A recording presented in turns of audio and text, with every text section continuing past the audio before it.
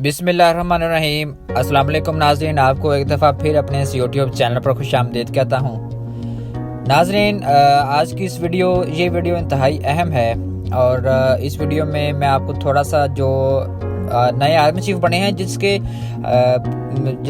ये जो है ये ऐसा टॉपिक है कि जिसका पूरे पाकिस्तान में बड़ा ही तज़किरा होता है और जब भी तकर्री का मामला आता है तो यकीनन इस पे बड़ी बहस होती है और सारी दुनिया पाकिस्तान पर हंस रही थी। ये तकर्री तो ख़ास तौर पर आर्मी चीफ की जो जनरल आसिम मुनीर बने हैं उनको भी हम जो है वो मुबारकबाद पेश करते हैं। चीफ ऑफ आर्मी स्टाफ, हर फौजी जवान जो फ़ौज में जाता है उसकी ख्वाहिश यही होती है कि वो आर्मी चीफ बने, लेकिन जाहिर है कि आर्मी चीफ बनने के लिए आपको कम से कम कमीशन यानी सेकंड लेफ्टिनेंट से शुरू करना पड़ता है, तो फिर आप आस्ता आस्ता आपकी तरक्की बेस पर, और आर्मी चीफ तो 7 लाख की फ़ौज, आर्मी चीफ तो किसी एक ने बनना होता है। तो इस आर्मी चीफ के ओहदे तक पहुँचना हर किसी की ख्वाहिश होती है, लेकिन इस पर ये भी अल्लाह ताला की तरफ से एक होती है कि आजमाइश भी होती है और बड़ा इम्तिहान है आर्मी चीफ बनना। ख्वाहिश तो हर बंदे की है, जैसे वज़ीर आज़म बनना हर कोई चाहता है, लेकिन वज़ीर आज़म बनकर जब अल्लाह आपको बना दे तो फिर आपके लिए एक इम्तिहान शुरू हो जाता है। तो जो लेफ्टिनेंट जनरल जो पहले थे, अब जनरल आसिम मुनीर हैं, वो चीफ ऑफ आर्मी स्टाफ बन चुके हैं। उनको सदर अलवी ने उस पर सिग्नेचर कर दिए गए हैं और चीफ जॉइंट ऑफ स्टाफ जो हैं वो डॉक्टर शमशाद अख्तर हैं कि जिनका हम तज़किरा कर रहे थे। और इनके अगर थोड़ी सी करियर की बात करें, मैं चीफ ऑफ आर्मी स्टाफ को स्पेसिफिकली डिस्कस करूंगा क्योंकि पाकिस्तान में मैं आपको बता रहा था कि पाकिस्तान में ये जो तकर्री होती है इस पर बड़ी बहस होती है और पाकिस्तान की सियासत का 100%, पहले मुझे यकीन था, लोग कहते थे कि जी आर्मी इन्वॉल्व होती है, आर्मी आपके मुल्क को आगे नहीं बढ़ने देती, तो मैं बड़ा गुस्सा करता था, मैं उनके साथ बाकायदा लड़ाई करता था। मेरे कई जो दोस्त हैं वो इस बात से नाराज़ हो गए मुझसे कि यार आप बड़े जज्बाती हो जाती हो इस मामले में कि आपकी मैं आर्मी को हर सूरत में डिफेंड करता था। लेकिन जब ऑपरेशन रिजीम चेंज हुआ और सर्टिफाइड यानी हर बंदे ने इसकी तस्दीक की और इन्होंने खुद भी तस्दीक की 2 दफ़ा कौमी सलामती कमेटी में, लेकिन फिर उसके बाद इन्होंने कहा कि जी नहीं हुआ, तो फिर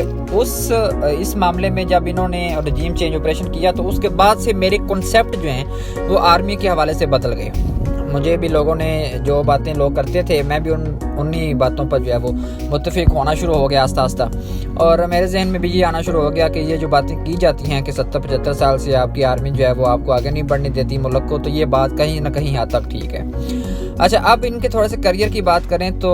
ये पाकिस्तान के चीफ ऑफ आर्मी स्टाफ हैं। जनरल आसिम मुनीर सीनियरिटी के लिहाज से भी इन दोनों को ही आगे आना था और इनका नाम, जो दोनों का नाम, डॉक्टर शमशाद अख्तर जो है इनका नाम भी जो है वो बड़ा जो है वो डिस्कस हो रहा था कि ये भी बन सकते हैं और दूसरे भी बन सकते हैं, लेकिन जो चीफ ऑफ आर्मी स्टाफ बने हैं जनरल आसिम मुनीर, ये जनरल अपना लेफ्टिनेंट जनरल जो थे शमशाद अख्तर उनसे भी सीनियर हैं। इन्होंने उनसे ज़्यादा खिदमत सर अंजाम इस हवाले से दी हैं कि ये बड़े बड़े ओहदों पर फाइज रही हैं। DGMI मिलिट्री इंटेलिजेंस भी ये रहे हैं, फिर DGISI का ओहदा इंतहाई अहम होता है पूरी दुनिया के लिए और उसमें भी इन्होंने आसिम मुनीर ने जो है वो अपनी खिदमत सर अंजाम दी हैं, चाहे थोड़े वक्त के लिए दी हैं। फिर इमरान खान ने इनको हटाकर फैज़ हमीद जो हैं उनको DGISI लगा दिया था, तो इस हवाले से भी इनकी बड़ी जो है वो कोशिशें हैं। और फिर और पेशावर कोर कमांडर के फिर इस तरीके से, और यानी एक चीफ ऑफ आर्मी स्टाफ को जितने मराहल से गुजरना पड़ता है और एक पाकिस्तान का आर्मी चीफ जिस तरह का होना चाहिए, तमाम क्वालिटीज़ इनके अंदर हैं। अब आप देखें, पूरी दुनिया में ये मजाक उड़ाया जाता है कि पाकिस्तान 75 साल से एक ऐसा सिस्टम नहीं बना सका, एक ऐसा कानून नहीं बना सका कि जिसके थ्रू ये एक अपने चीफ ऑफ आर्मी स्टाफ का इंतखाब कर सकें। पूरी दुनिया में पाकिस्तान की जगह हंसाई हुई और बेहद हुई, इसमें इंडिया ने प्रॉपर अपना पूरा किरदार अदा किया। आप लोग थोड़ा सा अगर नज़र दुराएं तो पाकिस्तान के अलावा दुनिया के हर मुल्क में एक ऐसा कानून मौजूद है और दुनिया के हर मुल्क में आर्मी है और आर्मी को लीड करने वाला जाहिर है चीफ ऑफ आर्मी स्टाफ भी हर मुल्क में है,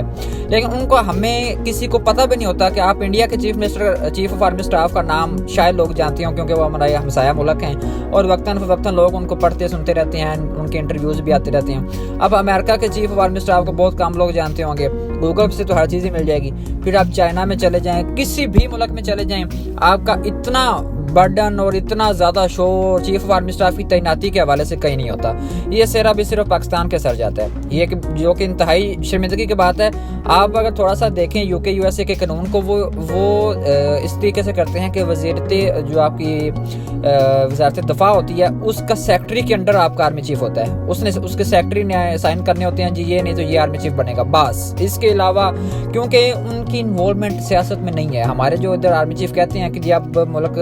जो है उसकी सियासत में आर्मी चीफ या आर्मी हिस्सा नहीं लेगी, तो पाकिस्तान से बाहर दुनिया के हर मुल्क में इस तरह है। तो पाकिस्तान में भी इंशाल्लाह आस्ता आस्ता अब इन जो जनरल आसिम मुनीर हैं लोग एक्सपेक्ट कर रहे थे कि यही आएंगे, और अब बड़े बड़े सियासतदान जो हैं वो बड़े बड़े जो एंकर्स हैं उनके साथ इनकी एक दफ़ा 2 दफ़ा जो है शुरुआती मीटिंग होगी, और फिर उसमें वो देखेंगे कि ज़ाहिर मुल्क का क्या सिनेरियो है, किस स्टेज पे खड़ा है। ज़ाहिर हर लोग बंदे जो हैं वो देख तो रहे होते हैं, अब आसिम मुनीर को इल्म तो होगा, लेकिन जो अब जैसे वज़ीर आज़म साहब हमारे इमरान खान साहब कहते थे कि जी अब मैं वज़ीर आज़म बना तब मुझे एक्चुअली पता चला कि मुल्क के क्या हालात हैं, कितने बुरे हालात हैं। वो समझते थे कि शायद इन्होंने करप्शन कम की है, शायद मुल्क के हालात कुछ बेहतर हैं, लेकिन जब आप एक सीट पर बैठ जाते हैं और उस सीट पर बैठकर जब आप एनालिसिस करते हैं तो आपको यकीनन जो है वो और तरीके से सोचना पड़ता है और देखना पड़ता है। इनसे हमारी बड़ी उम्मीदें हैं इंशाल्लाह, ये हमारी ख्वाहिशात भी हैं, हमारी नेक तमन्नाएं भी इनके साथ हैं कि ये पाकिस्तान को उन अंधेरों से निकालेंगे कि जो पिछलों ने हमें जिस अंधेरे में झोंक दिया। यकीनन ये दिन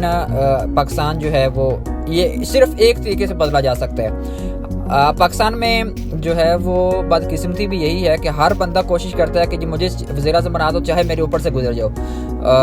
यही कानून अगर आर्मी चीफ कह दे कि जी अब मैं नहीं कर सकता, आपकी सियासत है, आपने जिस तरीके से करना है आप साइड पे होकर करते रहें, वो अपना साइड पे होकर अलग काम करते रहें। सिर्फ ये वाहिद एक हल है जो मुझे भी लगता था। पहले लोग कहते थे कि यार बड़ी सियासत में इन्वॉल्वमेंट है आर्मी की, लेकिन मैं नहीं मानता था। लेकिन अब रजीम चेंज के बाद मेरा 100% इस बात पे मैं सेटिस्फाई हूँ और एग्री हूँ, सेटिस्फाई तो नहीं हूँ, एग्री हूँ कि वाकई इनकी जो है वो इन्वॉल्वमेंट होती है। आसिम मुनीर अगर सिर्फ सियासत से अपने आप को अलग कर लें और सिर्फ अपना जो इनका काम है जो आइन और कानून के अंदर लिखा हुआ है सिर्फ वही करते रहें तो आर्मी का मोराल भी वापस आएगा, अवाम के साथ इनका रिश्ता मज़ीद मजबूत भी हो जाएगा।